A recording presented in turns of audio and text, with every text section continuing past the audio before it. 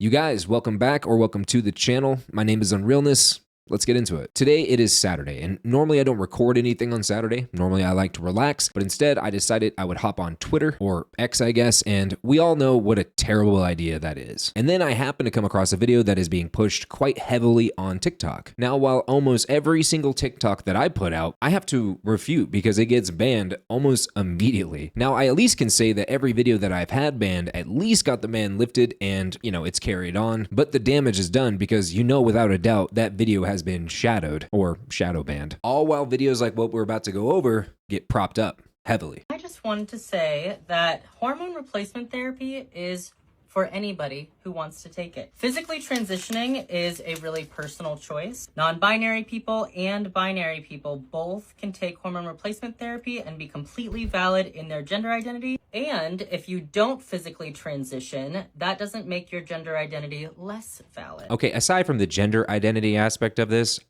I don't really care if you decide to use hormone therapy. If you are an adult and you want to undergo hormone therapy, that's on you. That's your choice. You are more than welcome to do so. But I also will say it is important that you research and find out what that means for you in the long run. And we'll go over a little bit more of that in just a minute. I have gone back and forth. I started testosterone 10 years ago. Then I was off it for another 4. But now I'm 6 weeks back on and it feels awesome! Of course. Being on testosterone feels incredible. Ask any man who's been low on testosterone and then put on testosterone therapy. It is incredible. You're able to sleep better, your sexual libido is higher, and just overall, you just feel incredible on testosterone, whether it's naturally produced or brought in from a, bottle. I feel so good. Oh my God. And I have found that I really love being on testosterone. And I really wish that there were more people when I was starting T that I knew that were non-binary. I wish that when I started T, I would have known about all of the options that were available to me.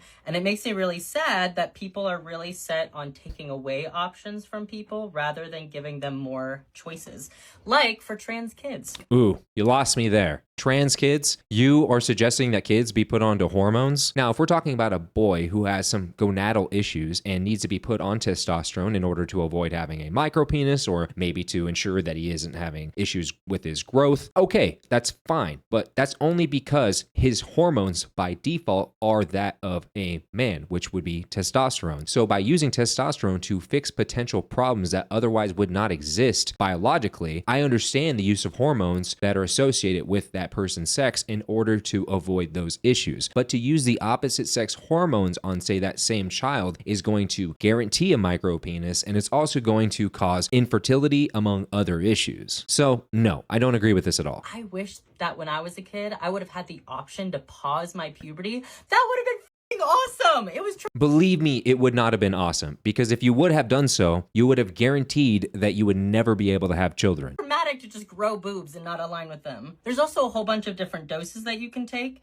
You don't have to take a large dose. You can microdose hormone replacement therapy. It really just depends on the person, the kind of hormone, and what dosage you're at and what you want to do. Don't let anybody else decide for you. Now, if you didn't notice in this video, this person was loading up a syringe with testosterone and then injecting themselves, basically giving a visual demonstration on how to give the injection to yourself. It is absolutely disgusting, and directly talking to children, because let's not forget how many kids are using TikTok. This type of content is the type of content I'm referring to when I talk about social contagions. A female just casually loading up a syringe full of testosterone and injecting themselves and talking about all the benefits that come with injecting oneself with testosterone, but let's not mention any of the downsides to doing so. And then specifically pointing out that kids should be able to do it as well. And people are telling me that I'm crazy for mentioning that these people are targeting children. But before I lose my mind on that, let's go over some of the primary and secondary effects for those who use testosterone injections that are not male. As a matter of fact, these effects are applicable for men who decide to use testosterone as well. Over here on the National Library of Medicine, primary outcomes. The primary outcomes will be the effects of testosterone therapy on sexual function, cardiovascular events, metabolic parameters, cognitive function, and musculoskeletal health. For example, the sexual function outcome includes satisfying sexual events, total sexual function scores, and scores for sexual desires, arousal, orgasm, pleasure, concerns, responsiveness, sexual self-image, and sexual distress. Secondary outcomes. Secondary outcomes will include the effects of testosterone therapy on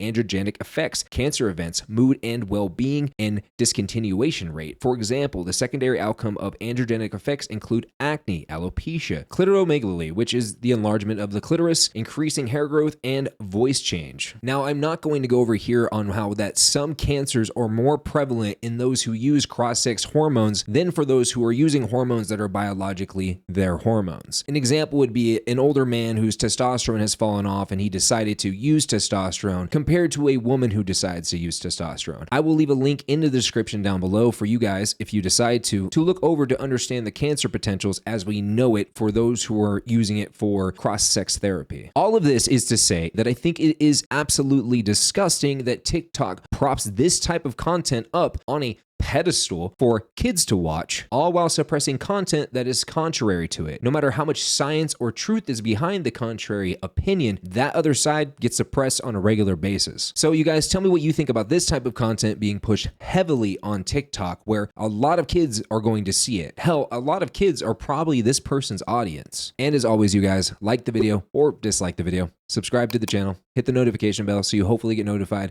every time I post a new video, and I'll see you guys in the next one. Peace.